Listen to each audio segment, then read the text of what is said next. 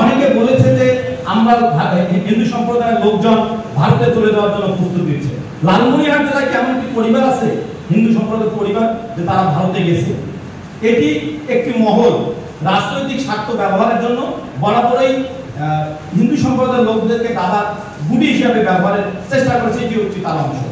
আমি এখানে হিন্দু সম্প্রদায়ের ভাই যারা আছেন তাদের প্রতি আহ্বান রাখবো যে আপনারা বর্তমান সরকারের প্রতি, প্রশাসনের প্রতি আপনারা আস্থা রাখবেন এবং আপনারা আপনাদের শান্তিমতো আপনাদের ধর্মীয় উৎসব পালন করবেন।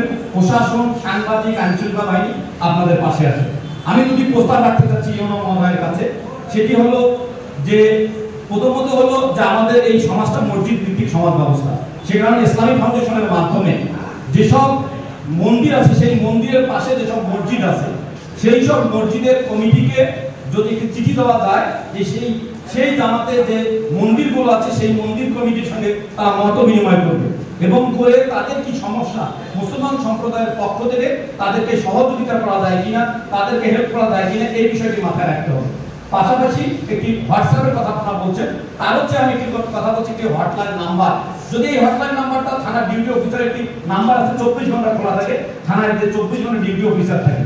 আমি যদি ওসি মহোদয় যদি আজকের এই মন্দির কমিটি প্রেসিডেন্ট সেক্রেটারিকে সেই ডিউটি অফিসারের হটলাইন নাম্বারটা দিয়ে দেয় এবং সেই মন্দির কমিটির প্রেসিডেন্ট সেক্রেটারি যদি সেটা লিখে রাখে বা তাদের কাছে রাখে, কোনো মন্ত্রী কোনো অঘটন ঘটার সঙ্গে সঙ্গে যদি সেইটি সেই থানায় পাঠানো হয় তাহলে তাৎক্ষণিক যে মোবাইল পেমেন্ট গাড়ি, যে গাড়িতে 24 ঘন্টা থাকে সেই গাড়িতে হয়তো সর্বোচ্চ হাতিবান্ধার যে সীমানা আমার মনে হয় 20 থেকে 25 মিনিটের মধ্যে সেই মন্দিরে পৌঁছে দেওয়া সম্ভব।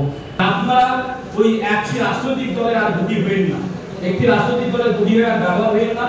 আপনারা নিজেকে সংখ্যালঘু ভাবিয়েন না। এটা বাংলাদেশ, এটা মুসলমানের বাংলাদেশ, এটা হিন্দুর বাংলাদেশ, এটা খ্রিস্টানের বাংলাদেশ, এটা বৌদ্ধের বাংলাদেশ। এবং এই বাংলাদেশ আমরা তৈরির জন্য 5 তারিখে আমাদের গণভোট হয়েছে। সে কারণে আপনাদেরকে আবার অনুরোধ করবো যে এই যে ভয়, আতঙ্ক, এগুলো ভুলে যান। পৃথিবী এখন আর মুসলমানের নয়, পৃথিবী আর হিন্দুর নয়, পৃথিবীর কোনো বৌদ্ধ কিছু নয়, পৃথিবী হলো মানুষের। আমরা যে ধর্মের হইলে কেন আমাদের প্রথম পরিচয় আমরা মানুষ। আমরা মানুষ হিসাবে আপনাদের পাশে থাকবো। অসাম্প্রদায়িক বাংলাদেশ আগে ছিল, আমরা অসাম্প্রদায়িক বাংলাদেশ আমরা রাখবো। হ্যাঁ, দুই একজন দুষ্কৃতকারী তারা সুযোগ নেবে, মজা নেওয়ার চেষ্টা করবে, এটি আমাদেরকে কঠোরহস্তে দমন করবে। আপনাদের পূজা সুন্দর হোক, আপনাদের পূজা আপনাদের মতো আনন্দ হোক। আমরা বসে থেকে দর্শক হিসাবে আপনাদের পূজা দেখতে চাই, আপনাদের প্রসাদ আমরা খেতে চাই। আপনাদের জন্য শুভকামনা রইল। সবাইকে ধন্যবাদ।